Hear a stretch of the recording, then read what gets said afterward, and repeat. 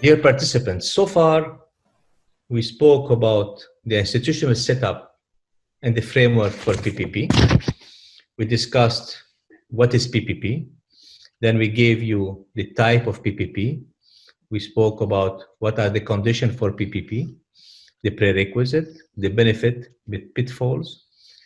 Then in module 2, we discussed the legal framework and the regulatory framework, what kind of legislation, why this is needed, what form of legislation, is it regulation by contract?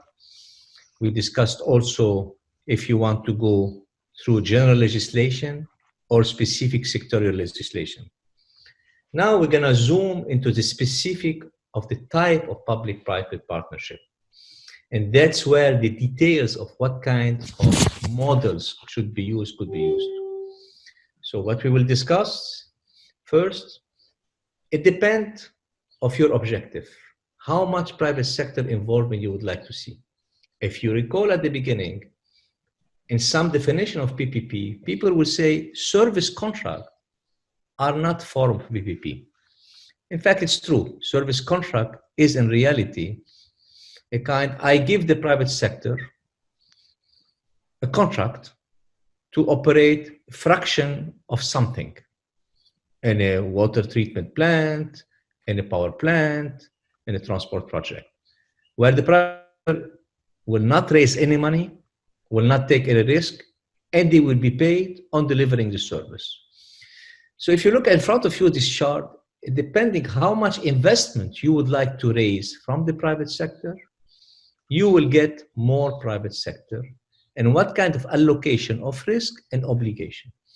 So the spectrum is to go from service contract, basically where no risk from the private sector, no money coming from the private sector, is delivery of service, to another layer, and usually a service contract takes 2 to 3 years.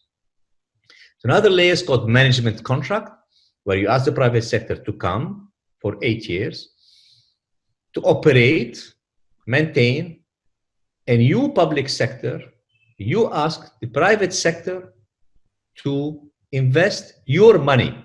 In other words, the private sector become investing of the public money. And that's what we call performance-based management contract. The lease contract is a bit the same, but a longer period of time. Then by the time you get to a concession, here where you ask the private sector to come, bring their own money, take a concession for around 20 to 25 years, operate your system, and run it, and invest. That's what we have seen in the case of the water sector in Morocco, where most of the water have been under concession right now for the last 20 years, I would say, in every single city, wherever Rabat, Casablanca, all of them are under water concession with the private sector. This is for existing project. Then you might have what we call green project, greenfield project, new project, where you ask the sector, private sector to come, to bring their money, to build, operate for 25 years, and after that, to transfer. Then you have another variant, we'll talk about it, called DBFO. This is basically the spectrum on which you operate. The base of difference is about the responsibility, ownership of the asset, duration of the contract, the risk assessment, the level of regulation, and how much responsibility you can give to whom. But there is, as we said earlier, there is a need for regulation to protect the consumer from the and to monitor performance of the service. So that any form of this kind of public-private partnership, it's very important to have the regulatory framework in place. In some places, we will call for independent regulator because regulation by contract is not sufficient. The regulator, usually created by legislation, with commission independent, usually they are appointed by the parliament, its responsibility is to set the tariff, registration of the company, monitor operating, setting entry, create a level playing field, setting up the quality standard, setting the environmental, and putting health and safety regulation. In our countries, Canada, we have regulator at the provincial level as well as at the federal level, and they are independent. And that's very important. Any project, for instance, in province of Quebec, of Hydro-Quebec, when they do their investment plan, they go to the regulator, they present it there, and from there they go to the parliament for discussion before it's approved by the minister. So the regulatory is a very important aspect to ensure transparency, integrity, and independence. We're gonna go again model by model. The service contract is a private partner. It supply material service. The contract is still 2 to 5 years. Example, food catering to passenger board, Indian Railway. And it could be, and I'm pretty sure in your country you have already some of those service contracts. This is normal way, frankly, and it's like subcontracting one activities when you cannot do it at the public sector. The management operation is an umbrella term ranging from technical assistance to operation and maintenance contract. The private sector partner is paid on a fixed fees. I will pay you, public sector, private sector, I will pay the private sector fixed fees. And I can give you also probably a performance-based incentive so you can work hard. The example, new container terminal in Bangladesh is completely management contract. I have other example of management contract in the water sector in sub-Saharan Africa. We've seen a lot of this. The problem with those contracts, they are short-term. The private sector does not take a lot of risk because frankly, they don't invest any on their own money. And they are paid on fixed fees, plus on their performance, they can get a bonus. I would recommend it if you have no other choice than going. Lease and affirmation contract. These are interesting contracts, where the private operator is responsible for operating and maintaining the utility, but not for financing the investment. Financing the investment is coming from the public sector, but implemented by the private sector. And an example of this kind of lease affirmation contract are all the water sector, drinking water sector in France. Each municipality in France gave an affirmation contract, a lease contract to the private sector to operate their systems. And it's working very well actually for the last 50 years. Those contracts would go between 8 and 15 years. And we've seen this model exported to Senegal, where it has been operating for the last 10 years, and I know it personally. Cameroon, Gabon, and many other African countries use the affirmation contract based on the French model, which worked very well and very efficient, especially in water utility sectors. The concession contract is getting more complicated because the private partner has the right to use assets that are put at their disposal. These are public assets. The public authority partner maintain asset ownership. I remain the owner of the asset. And typically the authority is responsible for replacing larger assets. But the private sector is responsible of also investment. And we've seen a lot of those concession period contracts that go between 25 to 30 years, like the Don Hong Tollway in Thailand. We've seen the Senegal toll road. We've seen in Argentina a few projects. We've seen in project in Brazil.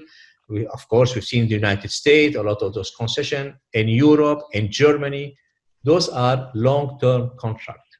And this is where you talk about 25 years, where the public sector and the private sector assume responsibility, where the private sector is responsible for investment, the public sector remain owner of the asset, but basically the risks are shared between the public and the private sector.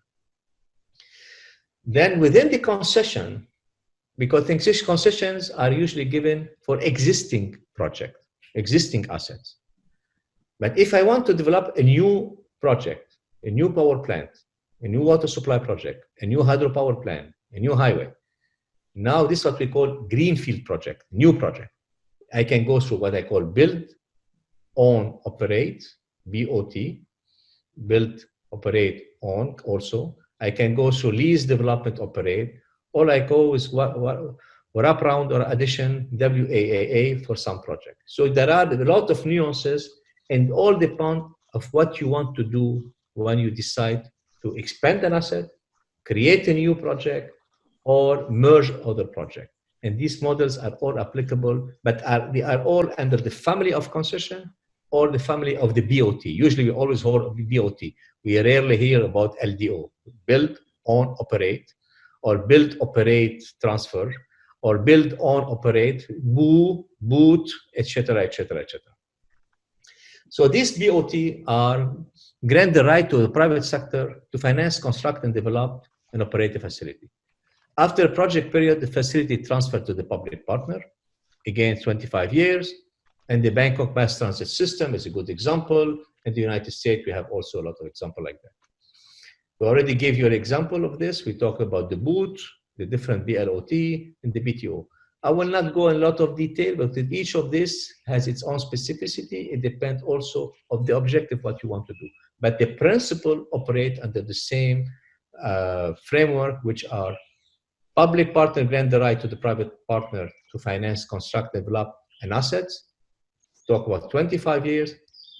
Capital is raised by the private sector, implemented by a private sector, and after X number of years, this project is either returned to the public sector or extended, or maybe the private sector keep it and buy the asset from the public sector. You have also the design, build, operate project. The private sector award the contract to design, construct, finance, and operate the project.